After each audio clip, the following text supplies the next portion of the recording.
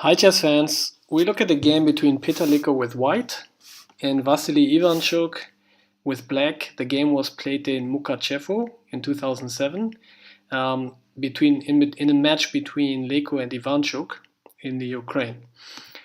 And Peter played e4 and Vasily responded with knight f6, the Alekhine opening.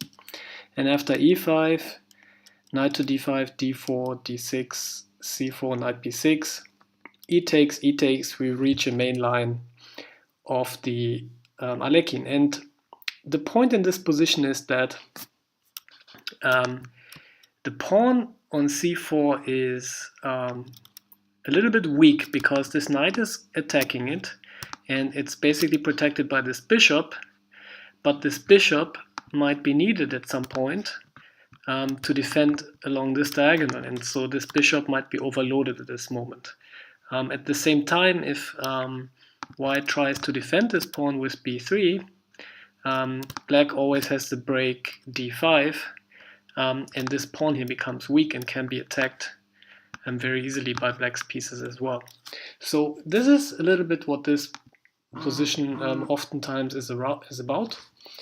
And so after knight c3, white usually is looking at the setup where this light squared bishop goes to d3, the dark squared bishop goes here, the knight jumps to e2 after the bishop has moved up, so as not to have any pins on this diagonal, and castle short, and then oftentimes also b3 and moving the rook over to c1. So this is the best setup usually for white.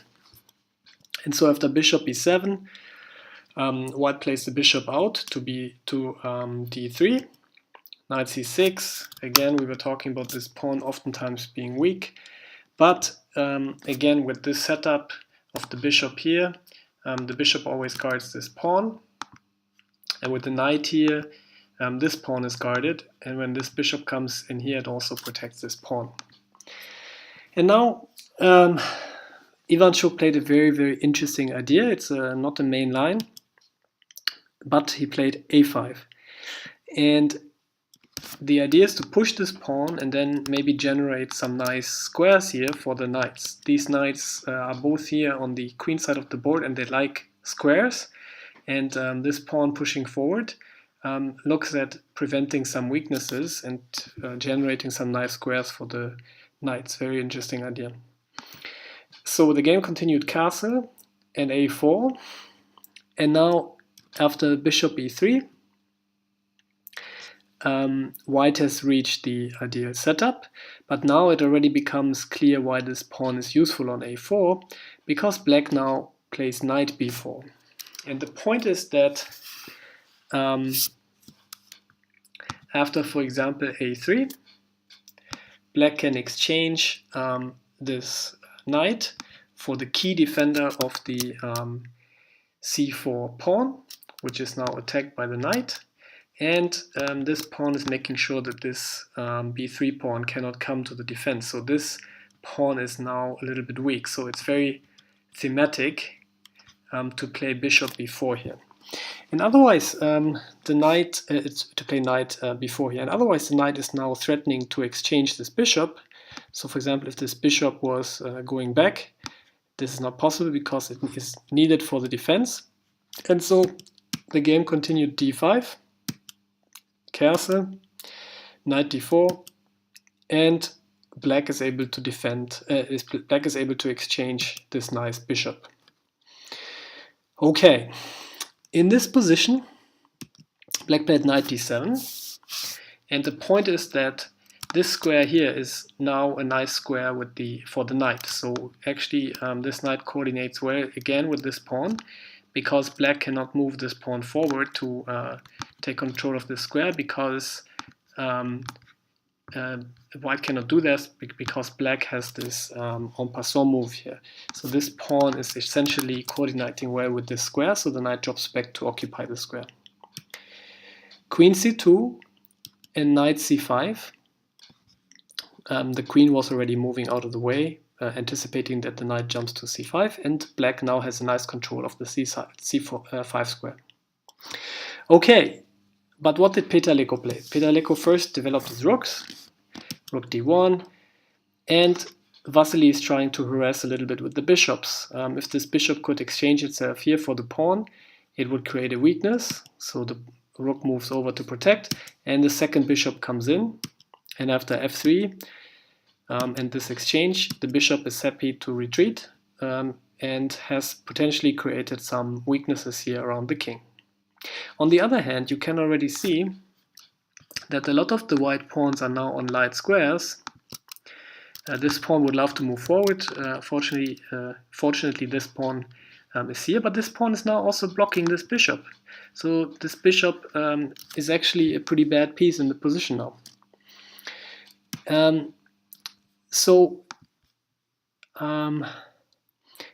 Leko played knight to b5 here, and I'm not quite sure if it would have been good to take this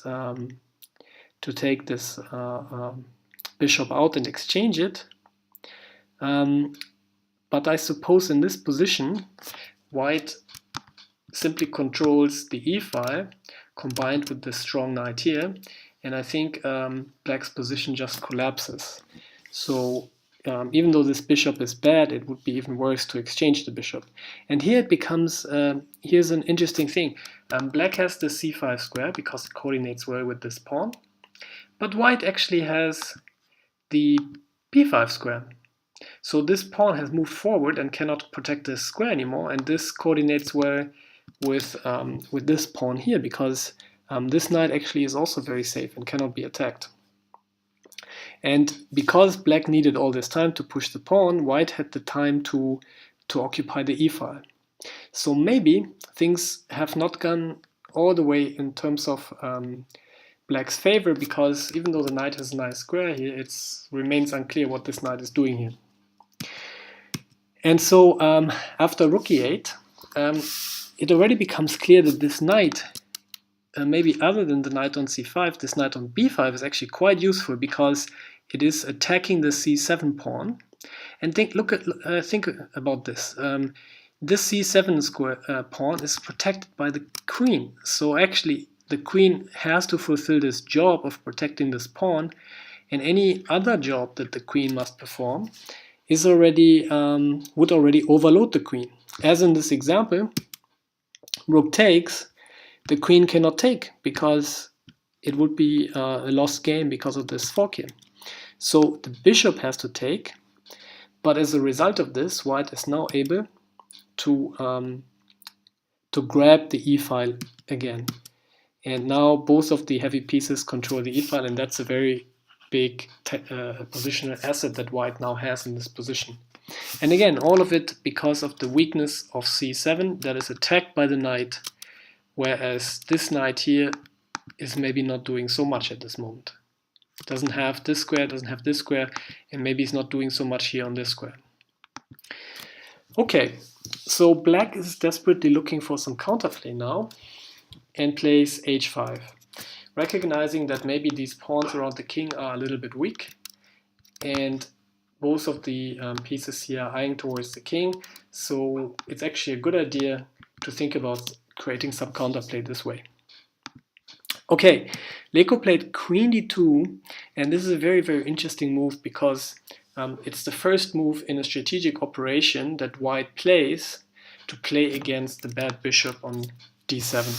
So white plans to move the knight to d4, then push this pawn forward, and if it is exchanged against this pawn, retake here, and then this knight on d4 will be a killer piece because it cannot be attacked by the bishop, and it covers the b3 pawn, and it's also looking to attack, and then this knight comes onto active squares. So queen d2 takes control of the d4 square, opens the file up for the rook, and is the first move that reveals white's strategy. Black is maybe not seeing it yet and moves the rook to c8. So this weakness here is really a shame, because now the queen is free to move away, but the rook is tied to the defense of this weakness. And it's also not possible to remove this weakness, because after b6, the knight simply takes the d6 square, the d6 pawn. And so Yeah, it's really terrible. Rook c8, knight to d4, queen f6, but the queen is ready to defend this knight. b4, takes, and now white has reached the ideal setup that he was looking for strategically. Both of the knights are on dark squares and cannot be attacked. All of these pawns here are perfectly positioned to weaken the activity of this bishop. And white controls the e file and has two. And this knight is also strong, but white has a good knight against a bad bishop and controls the e file. So even though the engine says it's equal here, white has already the much more comfortable position and maybe is even winning. Okay, black plays bishop f5, maybe trying to take control of this square, and already it becomes clear that black would be happy if white was to exchange here. Rook e3, taking control of the d3 square, bishop g6, and now this knight is already very good, and this knight is looking at activating itself on strong squares as well.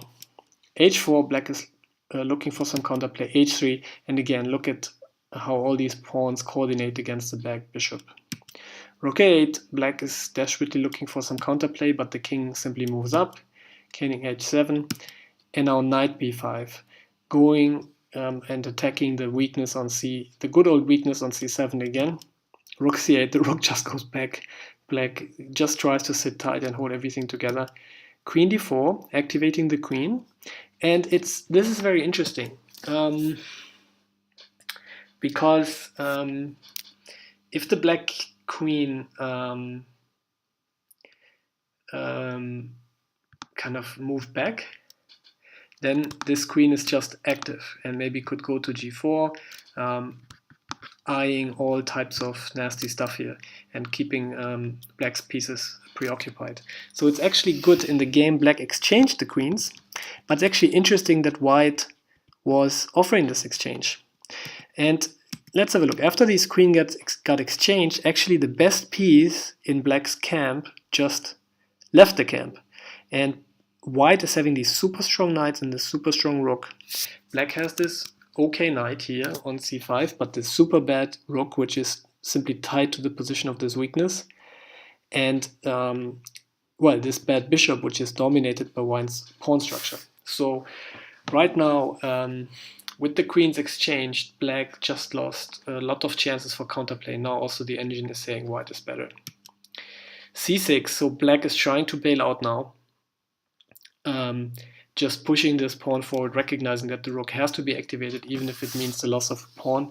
And white could take here, but actually white finds a stronger continuation, in my opinion. Takes, and now the double attack on the rook and the pawn, which basically allows white to take with the other knight and have this super nice coordinated knights here. And because the rook went to a8, the rook remains a very bad piece. And now the big positional asset in the position is, of course, white is material up, but white also has this passed pawn. So yeah, white is a pawn up and has a passed pawn. Let's have a look. Knight d3, the rook activates itself, and now the pawn is pushing forward, and it's a passer, and all white's pieces are coordinating really well. White is happy to exchange some pieces here, and the pawn is marching. The bishop is controlling the queening square, but white now tries to move the king in. But actually black has this nice resource of bringing the rook in, and the king cannot come out because in this position it would be mate. So, or it would not be mate, but hang on, bad things would happen because the bishop and the rook would coordinate. King e3. Well, the king would come out. It's actually also an option to go, but Peter Leko doesn't want to allow this counterplay, blocks the rook here, and when the rook comes down, actually goes back and hides the king. No counterplay for you here. I'm going to play with this pawn also without the king. But it turns out after rook c1, rook d6, and the bishop moves away, it was attacked, white missed a win here. Can you see the tactical win now? The winning move would have been rook c6, and the motive is to blockade the rook, who is protecting, who is pushing the pawn, protecting the queening square. For example, after rook takes, knight takes, bishop takes, the queen, the pawn queens, and after bishop takes, the pawn queens as well. And of course, if the rook just moves away, white wins a piece and the game. So Leko didn't see this, but it actually allows us to see some interesting ending, because after knight b5, rook, rook, there is some exchanges here, and we have an ending with 3 versus 3 pawns, and white is just an exchange up. And look, these pawns are also on the same color as the bishop. So this ending should be a draw, or at least very hard to win for white. And it's very interesting to see how Leko was able to win this ending. So black played g5, trying to blockade the pawns on the light squares. And first thing that white wants to do is to activate the king. So this is something that we can learn. But it turns out Peter has to learn that once the king moves out, the bishop is able to attack this pawn here.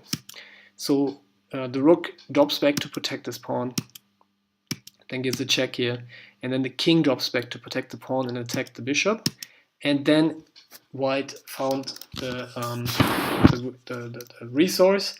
The rook is protecting the f1 square, so the bishop cannot come in anymore to attack the pawns. Now, with the rook on the first rank, all of the pawns are protected, and now the king can go and run out and activate itself. Okay, now first stage completed, the king is activated. Black played f5 here, and this brings white to another important motive, attacking the weakness. The f5 pawn is now weak, and white is threatening to come to the 6th rank, check the king, and then the king grabs the pawn. Not as the arrow says right here, so maybe white want to first move here to then give the check and win the pawn. So this basically forced black to push the pawn forward here, and now, very interesting, white plays f4. And even though the engine somehow drops it here, I think it's a very strong move, because this move basically does one thing. Most of the endings where the rook and the bishop get exchanged against each other, most of these endings are now won for white. And the reason is that the king is so far advanced, and if this pawn here gets exchanged, this just becomes a passed pawn. And we will see a little bit in the variations that we look at. So for example, white played bishop d3 here, but after g takes h, the rook comes in and wins.